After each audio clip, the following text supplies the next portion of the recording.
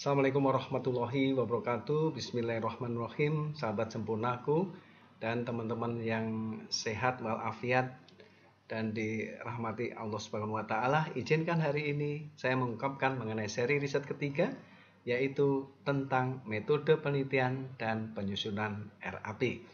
Dalam metode penelitian ini kita lihat begitu pentingnya karena ini terkait satu sama lain antara RAP dengan metode penelitian. Kenapa demikian? Kita lihat kelemahan-kelemahan teman-teman semuanya dalam menyusun proposal itu salah satunya di metode penelitian. Banyak teman-teman metode penelitian tidak detail, tidak rinci, dan seadanya. Ini jangan. Bapak Ibu nulis judulnya bagus sekali, ringkasan bagus sekali, pendahuluan bagus sekali, tinjauan pustaka, RAP, kemudian roadmap juga bagus, tapi riset metodologi hanya biasa-biasa aja. Itu akan mengurangi. Kenapa? Karena metode ini harus tepat, rinci, dan metode digunakan yang up to date. Jangan yang out of date. Bagaimana cara mencari metode riset yang up to date? Kita bisa klik simakojr.com, kemudian klik di situ cari metode dengan judul penelitian Bapak Ibu sekalian. Kemudian tulislah tahapan yang tidak disebutkan dengan jelas sehingga sulit menjustifikasi jadwal dan biaya. Selalu metode kaitannya dengan anggaran dan biaya. Bila ada sampling, harus ada teknik samplingnya. Bila analisis data, harus dijelaskan dengan baik analisis datanya. Untuk yang multi-years, teman-teman di Madya, Utama, dan Mandiri wajib menyiapkan detail tahapan-tahapan risetnya dari tahun pertama, kedua, dan ketiga dengan sistem bagan alir. Riset metodologi di Kemdikbudristek 600 kata, LPDP 1 halaman, Uni Eropa Project 1 halaman. Jadi berbeda-beda tergantung dari pemberi dananya. Tapi esensi dari riset metodologi sama. Intinya adalah metode prosedur, peralatan, metode, material, metode analisis, dan tempat risetnya. Sehingga kita lihat bagaimana kita ingin melihat metode yang baik. Metode dilengkapi dengan bagan alir yang menggambarkan sudah dilakukan dan akan dikerjakan dalam waktu yang diusulkan, serta merupakan penahapan yang jelas. Tahun 1 ini, tahun kedua ini, tahun ketiga ini, serta luaran dari masing-masing tahunnya. Nah, metode penelitian baik jelas, sistematis, operasional, detail, dan sajikan per tahun. Ini salah satu contoh tema yang lolos di LPDP, karena di LPDP itu sangat sulit, khususnya untuk komersial. Di sini alhamdulillah saya lolos, ya, hanya sekitar beberapa orang seluruh tanah air. Di Universitas Jember hanya ada 3 orang yang lolos di tahun pertama, tahun kedua tinggal 2 orang. Saya masuk di dalamnya. Contoh pengembangan produksi massal PU pesticide dengan biofertilizer meningkatkan pertanaman pangan organik di Jawa Timur. Riset ini 3 tahun project. Nah, 3 tahun project apa yang dilakukan? Kita buat bagan alir. Bagan alir aspek yang diteliti dan target luaran yang dicapai. Apa yang Bapak Ibu lakukan tahun pertama? Contoh, tahun pertama isolasi, ya, isolasi, koleksi, identifikasi. Tahun kedua teknik aplikasinya, biopesticide, biofertilizer. Tahun ketiga uji multi lokasi. Sedangkan luarannya apa yang dihasilkan? Ditemukan ini, menghasilkan ini, memformulasikan ini. Kemudian hasil yang ditargetkan, luaran wajib dan luaran tambahan sesuai dengan skema masing-masing penelitian Bapak Ibu sekalian. Kemudian kita narasikan dari bagan alir.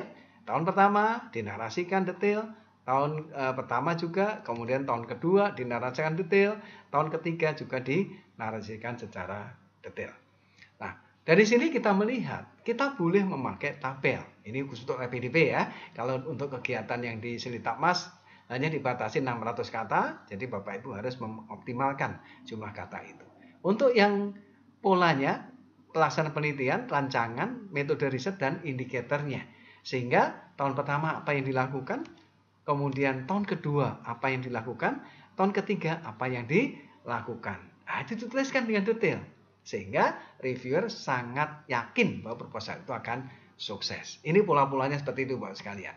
Nah, riset metodologi yang baik adalah yang sistematis, logik, dapat diulang, dan empiris. Itu jelas merupakan suatu pola sistematika yang baik. Ini adalah bagan alir.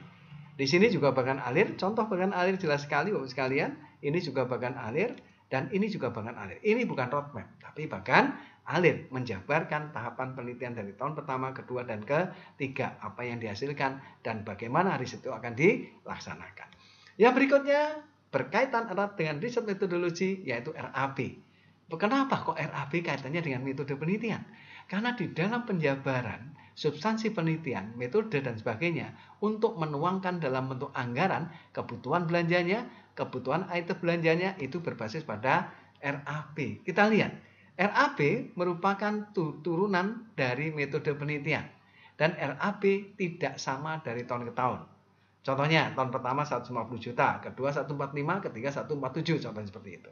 Dan mengacu pada SPK dan SPM. Kita lihat Bapak sekalian, dalam kegiatan aktivitas biaya untuk luaran wajib dan luaran tambahan ini harus hati-hati. Luaran wajib, karena namanya wajib, selesaikan dengan baik. Kalau ada kegiatan di luaran tambahan silahkan, asalkan Bapak Ibu yakin bisa melakukan luaran tambahan. Kalau tidak, jangan ditulis luaran tambahan terlalu banyak. Kemudian kita lihat contoh untuk riset dasar. Riset dasar contohnya 150 juta untuk pertanian. Kemudian 300 untuk kesehatan.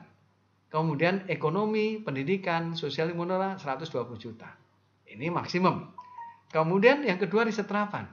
Pertanian 216 juta, kesehatan 448 dan bidang sosial moral 150 juta. Ini maksimum. Boleh kurang tapi tidak boleh lebih dari plafon SPK yang ada. Nah, kita lihat Bapak sekalian, bagaimana di dalam penggunaan pendanaan berbasis pada biaya BPOTN ini. Honorarium tidak diizinkan ketua dan anggota, tapi untuk LPDP diizinkan. Riset keilmuan diizinkan untuk anggaran ketua dan anggota. Tapi untuk Silitamas saat ini tidak diizinkan sehingga belanja honor output kegiatan. Diambil dari mana? Dari keluaran kegiatan yang dilakukan ketua dan anggota. Banyak contohnya. Contohnya honorarium FGD, honorarium pelaksanaan di lapangan, honorarium untuk kuesioner dan sebagainya. Kemudian belanja barang non operasional, belanja barang non lainnya, sewa, belanja profesi dan belanja perjalanan. Nah, sekarang apa saja yang tidak diizinkan? Yang tidak diizinkan untuk dibelanjakan adalah belanja modal, bentuk investasi, laptop, buku, kendaraan, itu nggak boleh. Insentif ketua dan anggota, insentif untuk pejabat, kemudian perjalanan di luar aktivitas riset dan pengabdian. Yang diizinkan adalah pembelian pulsa dan paket internet. Bagaimana tahapannya? Berapa persen? 30% honorarium, penunjang 25%, habis pakai 25%, perjalanan 20%, lain-lain 15%. Ini kata rincinya dapat didetailkan lagi dari jabaran-jabaran yang muncul, kemudian bahan habis pakainya, kita rinci dalam susunan RAP yang baik dan benar. Tolong cek di panduan RAP Silitamas Kemdikbudristek berbeda dengan RAP yang ada di LPDP dan berbeda RAP di Uni Eropa Project sesuai dari pemberi dana. Oke Bapak sekalian, demikian dan semangat. I give you 10-minute presentation dan khusus seri 3 fokus kepada metode riset dan RAP. Semangat buat proposal, maju terus, pantang mundur, buatlah proposal yang banyak. Bank proposal. Sukses buat semuanya. Akhirul kalam, wassalamualaikum warahmatullahi wabarakatuh. Terima kasih.